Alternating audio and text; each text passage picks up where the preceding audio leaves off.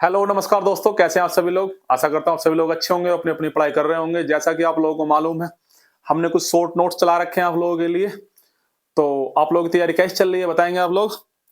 और आगे बढ़ते हैं हम पॉलिटी में, पॉलिटी की नेक्स्ट वीडियो के साथ। ठीक है, मजा आ रहा होगा आपको पढ़ने में। और आप थोड़ा वीडियो को लाइक शेयर भी कर दिया कीजिए। ठीक है दोस्तों, बढ़ते हैं आगे। आर्टिकल 134 ए, 134 ए, अनुच्छेद 134 ए क्या कहता है? उच्चतम न्यायालय में अपील के लिए प्रमाण पत्र का उल्लेख करता है। उच्चतम न्यायालय में अपील के लिए प्रमाण पत्र का उल्लेख कौन सा करता है दोस्तों? आर्टिकल 134 ए। भारत में संविधान की मूल संरचना बुनियादी ढांचे के सिद्धांत का स्रोत है। तो भारत में संविधान की मूल संरचना, जो बुनियादी संरचना है, बेस जो है, बुनियादी संरचना ढांचे के सिद्धांत का स्रोत है न्यायिक व्याख्या। क्या है दोस्तों? न्यायिक व्याख्या है। तो बुनियादी ढांचा मूल संरचना के सिद्धांत की व्याख्या केशवानंद भारती बनाम संघवाद में की गई है दोस्तों, तथा जिसका अनुमोदन मिनर्वा मिल्स के वाद में भी किया गया है। एक था मिनर्वा मिल्स केस था, एक था केशवानंद भारती। तो इन दोनों केसों में इस ढांचे की बात की गई है। ठीक है, और व्याख्या भी करेगी है। भारत में न्यायिक सक्रियता संबंधित है। तो भारत में न्यायिक सक्रियता के संबंधित है, जनहित याचिका से संबंधित है न्यायिक सक्रियता, ध्यान रखेंगे। भारत में न्यायिक सक्रियता के संबंधित है जनहित याचिका से। राज्यपाल के बारे में पढ़ लेते हैं।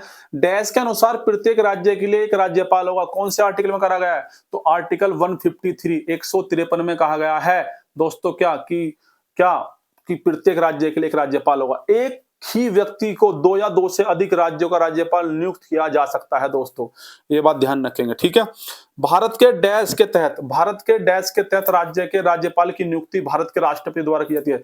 तो कौन से आर्टिकल के तहत राज्यपाल की नियुक्ति राष्ट्रपति करता है? तो अनुच्छेद 155 के अनुसार, आर्टिकल 155, 155 आर्टिकल 155 के अनुसार राज्यपाल की नियुक्ति कौन करता है दोस्तों? राष्ट्रपति द्वारा की जाती है। डैश के अनुसार राज्यपाल राष्ट्रपति के प्रसाद पर्यंत अपना पद धारण करता है। तो राज्यपाल राष्ट्रपति के प्रसाद पर्यंत पद धारण करता है। कौन से आर्टिकल के तहत? आर्टिकल 156 का फर्स्ट, 156 का फर्स्ट। और बाकी आपने पढ़ा था 155 द्वारा राष्ट्रपति इसकी नियुक्ति करता है। 155 से आगे क्या हो गया? प्रसाद पर्यंत पद धारण करेगा। तो 156 के फर्स्ट में कहा गया है। और 156 के 2 में तहत राज्यपाल राष्ट्रपति को संबोधित अपने हस्ताक्षर सहित लेख द्वारा अपना त्याग पत्र दे सकता है। 156 का दूसरे के अनुसार अपना त्याग पत्र दे सकता है। किसको? राज्यपाल अपना त्याग पत्र किसे देता है? राष्ट्रपति को। कौन से आर्टिकल के तहत? 156 के 2 के तहत। राज्यपाल की नियुक्ति के लिए तभी पात्र होगा जब वह, अगर किसी को राज्यपाल बनना है दोस्तों, तो कब पात्र होगा? भारत का नागरिक हो, सबसे पहली प्योरिटी तो यही है, और 35 वर्ष की आयु पूरी कर चुका हो। तो आर्टिकल 157 में कहा गया है दोस्तों ये। तो आर्टिकल 157 में कहा गया है कि भारत का नागरिक हो और 35 वर्ष की आयु पूरी कर चुका हो, जब ही राज्यपाल बन सकता है। डैश के अनुसार प्रत्येक राज्यपाल अपना पद ग्रहण करने से पहले उस राज्य के उच्च न्यायालय के मुख्य न्यायाधीश या उसकी अनुपस्थिति में उस न्यायालय के उपलब्ध ज्येष्ठतम न्यायाधीश के समक्ष शपथ लेना या प्रतिज्ञा करेगा। तो कौन से आर्टिकल? अनुच्छेद 159। ठीक है, अनुच्छेद 159, 159।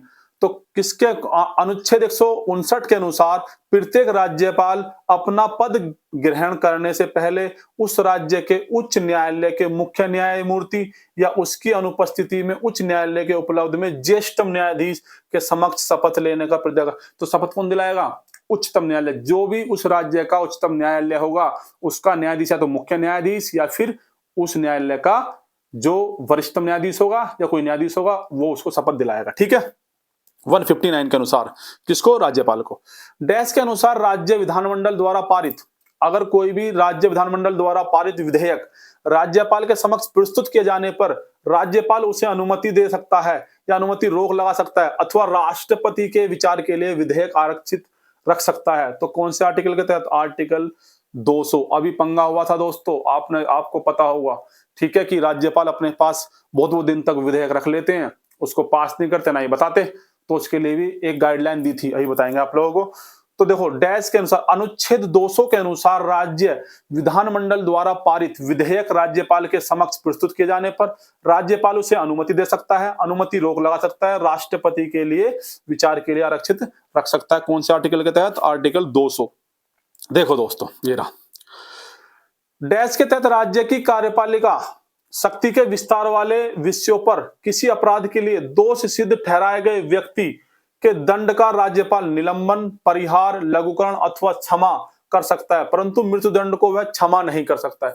तो पूछ सकते, जैसे कि आप लोगों ने पढ़ा होगा, जब पॉलिटी आप लोगों ने पढ़ी होगी, कि जिस तरह केंद्र में राष्ट्रपति का पद होता है उसी तरह राज्य में राज्यपाल का पद होता है दोस्तों, उतनी ही पावर होती है। तो अनुच्छेद 161 के तहत जो है भैया, जो राज्यपाल होता है वो कोई अगर अपराधी है और दोषी ठहरा दिया गया है, सजा काट रहा है, तो क्या कर सकता है, व्यक्ति के दंड का राज्यपाल निलंबन कर सकता है दोस्तों, परिहार कर सकता है, लघुकरण कर सकता है या क्षमा कर सकता है, लेकिन मृत्यु दंड को क्षमा नहीं कर सकता राज्यपाल, ध्यान रखना, जबकि राष्ट्रपति कर सकता है। आगे देखेंगे, डैश के अनुसार राष्ट्रपति द्वारा किसी राज्य में राष्ट्रपति शासन लगाया जा सकता है। तो कौन से आर्टिकल के अनुसार राष्ट्रपति द्वारा किसी राज्य में राष्ट्रपति शासन लगा सकता है? तो अनुच्छेद 356 का 1।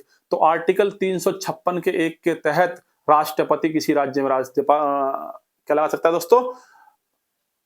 राष्ट्रपति शासन लगा सकता है। किसी राज्य के राज्यपाल से रिपोर्ट मिलने पर अन्यथा यह समाधान हो जाता है कि ऐसी स्थिति उत्पन्न हो गई है जिससे उस राज्य का शासन इस संविधान के उपबंध के अनुसार नहीं चलाया जा सकता है, तभी इस काम को करेगा राष्ट्रपति, शासन लगाएगा राष्ट्रपति। तो कौन से आर्टिकल के तहत? 356 के तहत। ठीक है दोस्तों, आगे अगर मैं बात करता हूं आर्टिकल 365, अगर आगे बात करते हैं आर्टिकल 365, यदि कोई राज्य केंद्र सरकार के निर्देशों का पालन करने में विफल रहता है तो इस अनुच्छेद के तहत तब भी राष्ट्रपति शासन लगा सकता है, आर्टिकल 365। तो अगर कोई राज्य केंद्र सरकार के निर्देशों के अनुसार शासन नहीं कर रहा है दोस्तों, तो आर्टिकल 365 के तहत उस पर राष्ट्रपति शासन लगाया जा सकता है। कौन भारत की प्रथम महिला थी जिन्हें राज्यपाल पद नियुक्त किया गया था? तो कौन थी पहली भारत की महिला राज्यपाल? तो सरोजनी नायडू थी। और कहां की थी भाई? ये यूपी की राज्यपाल बनी थी। वे 15 अगस्त 1947 से मृत्यु तक, 15 अगस्त 1947 से जब तक उनकी मृत्यु हुई थी, मृत्यु 2 मार्च 1949 तक, 47-49 2 साल रही है, 2 साल के आसपास रही है, तक उत्तर प्रदेश की राज्यपाल रही थी सरोजनी नायडू जी। ठीक है, आगे बात करते हैं लोक सेवा आयोग के सदस्य तथा महाधिवक्ता की नियुक्ति कौन करता है? तो राज्यपाल मुख्यमंत्री की सलाह पर करता है। लोक सेवा आयोग के सदस्यों या महाधिवक्ता की नियुक्ति कौन करेगा दोस्तों? कौन करेगा? राज्यपाल करेगा, मुख्यमंत्री की सलाह पर, जैसे राष्ट्रपति करता है प्रधानमंत्री की सलाह पर या मंत्रिमंडल की सलाह पर। संविधान के मसौदे में निर्वाचित राज्यपालों के प्रावधानों की मूल योजना को छोड़कर दिया गया था, क्योंकि इसका तात्पर्य होता है एक दूसरा निर्वाचन। दोबारा सुन लेंगे, संविधान के मसौदे में निर्वाचित राज्यपालों के प्रावधानों की मूल योजना को छोड़कर, अगर मूल योजना को छोड़ दें तो छोड़कर क्या दिया गया था? क्योंकि इसका तात्पर्य होता है एक दूसरा निर्वाचन। निर्वाचित राज्यपाल अपने को मुख्यमंत्री से बड़ा मानता और राज्यपाल को संसदीय प्रणाली के अधीन ही कार्य करना था। ध्यान रखना, मतलब क्या है, मैं आपको कहता हूं आसान भाषा में। ये कह रहा है कि भाई निर्वाचित तरीके से क्यों नहीं आ सकता है? जिस तरह से निर्वाचित होते हैं और सदस्य निर्वाचित होते हैं, मुख्यमंत्री होता है और ये सांसद वगैरह जो लड़के जाते हैं इलेक्शन, तो इस तरह से क्यों नहीं हो सकता था? तो एक तो सबसे पहली बात तो इसका तात्पर्य होता है दूसरा निर्वाचन, इलेक्शन अलग से कराना पड़ा था। दूसरी बात, जब ये जीत के जाता पब्लिक के द्वारा तो राज्यपाल जो होता वो मुख्यमंत्री से अपने आप को ऊपर मानता। फिर क्या कहता है, भैया तू चुन गया तो मैं तो चुन के आया हूं, ठीक है।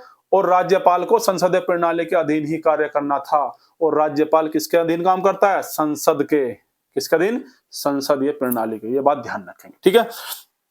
किसी राज्य के